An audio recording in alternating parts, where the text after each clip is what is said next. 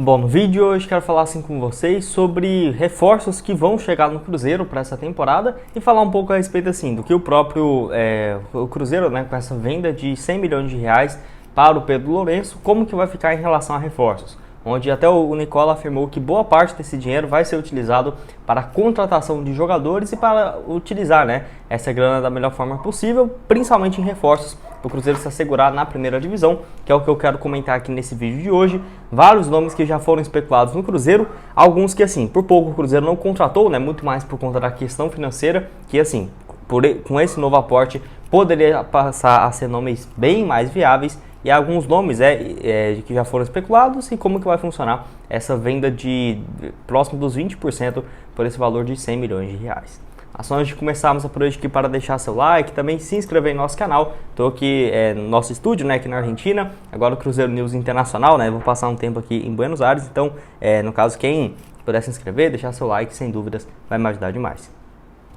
Antes de dar sequência aqui no nosso vídeo, tem um recado para vocês da Betwil, casa de apostas esportivas, que está com ótimas cotações, que eu vou deixar em destaque alguns jogos aqui para vocês, por exemplo, da Champions League, tá? Vou deixar aqui, por exemplo, nessa terça-feira tem Chelsea e Borussia Dortmund, jogo às 5 horas, uma vitória do Chelsea pagando 1,89 a cada real apostado, um empate 3,43 e uma vitória do Borussia pagando 3,84. Tem também, no caso amanhã, Bayern de Munique e PSG, vitória do PSG fora pagando 3,62, vitória do Bayern 1,80, além também de vários outros jogos, igual semana que vem tem Manchester City, Porto, Napoli, jogando dentro de casa. Então, para você começar a apostar com R$200, sem riscos no valor da sua primeira aposta, tá aqui ó, o link do QR Code da Betwil e também o link na descrição e no primeiro comentário fixado. Bom, então vamos lá, né? Como que vai funcionar assim essa venda desse percentual do Cruzeiro, que vai ser um valor realmente próximo dos 100 milhões de reais por 20% da SAF. A questão é, como a lei ainda no Brasil não permitiria uma venda direta, por exemplo, nesse primeiro momento tem uma venda e o Pedro Lourenço já tem esse percentual do Cruzeiro. Na prática não é assim, na teoria não seria assim, mas na prática porque ele vai poder depois converter numa eventual venda, por exemplo, dessas ações, só ele converter essa chamada de debêntures em ações da SAF, que o Ronaldo vai disponibilizar, né, para o Pedro Lourenço. Então não tem muita discussão, apesar de ser um nome diferente para passar, né, pela lei da SAF do Brasil, que é o que é permitido. Então vai ter assim essa venda desse percentual, valor próximo dos 100 milhões. Informações aí do jornalista João Vitor Xavier, que havia antecipado essas notícias. De acordo com o Nicola, o Cruzeiro vai utilizar boa parte desse valor, dos 100 milhões de reais, para contratação de reforços.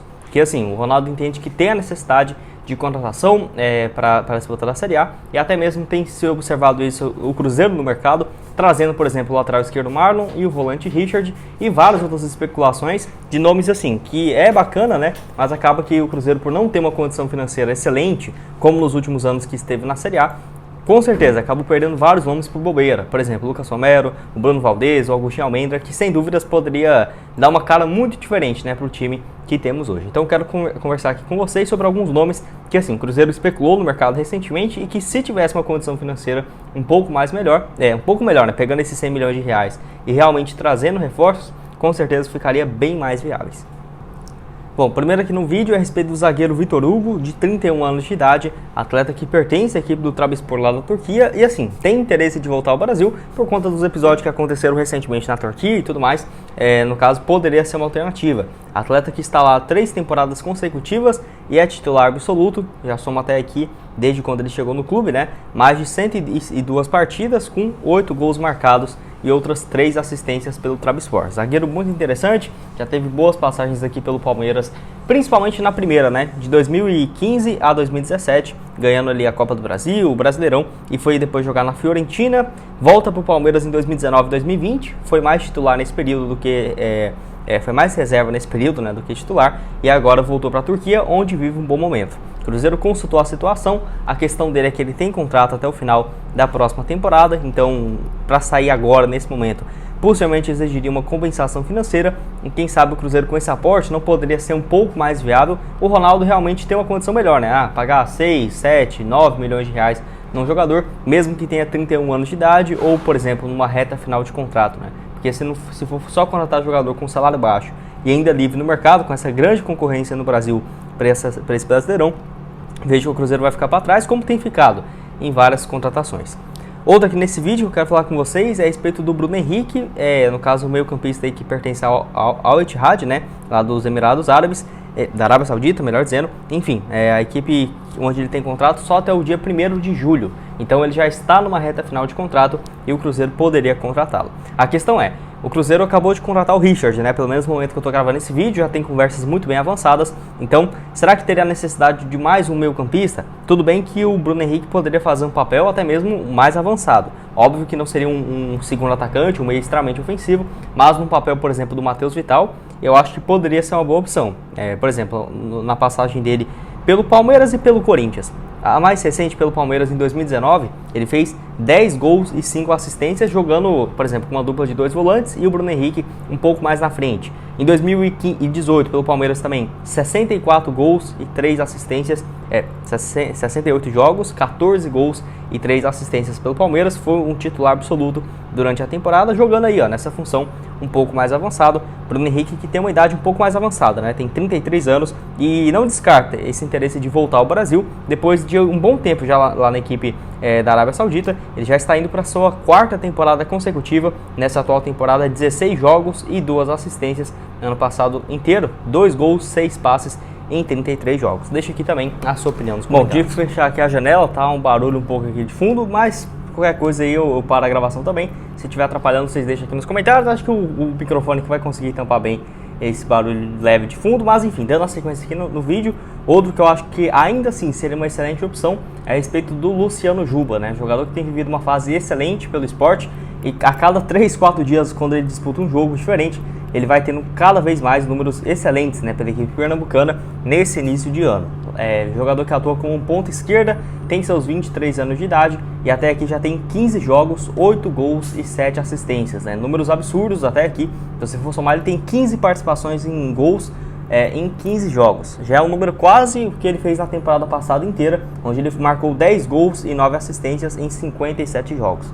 Óbvio que ele jogou a Série B, né, pelo Sport, então o nível técnico é um pouco superior, mas mesmo assim, né, ele havia disputado também Copa do Nordeste, a Copa do Brasil também, o Campeonato Pernambucano no ano passado, e nesse ano tem vivido uma fase muito boa mesmo, com vários times do Brasil interessados. A questão é, o Sport já avisou que, pelas cifras que os clubes brasileiros têm oferecidos, no momento são mais de 15 clubes no Brasil interessados, não faria muito sentido para a equipe pernambucana liberá-lo por agora. Melhor esperar até agosto mesmo, julho, né, no caso, e perder ele de graça do que abrir mão dele por um valor baixíssimo, né? Isso foi quem o próprio presidente do Sport disse. E se o Cruzeiro quiser ele, vai ter que ou fazer uma proposta muito boa para ele se mudar de graça, ou muito boa também para o Sport, né, para ter essa liberação do contrato do atleta, que vive uma fase realmente muito boa. Somando ano passado com esse ano, né, com ele até aqui, já foram no total mais de 82 partidas.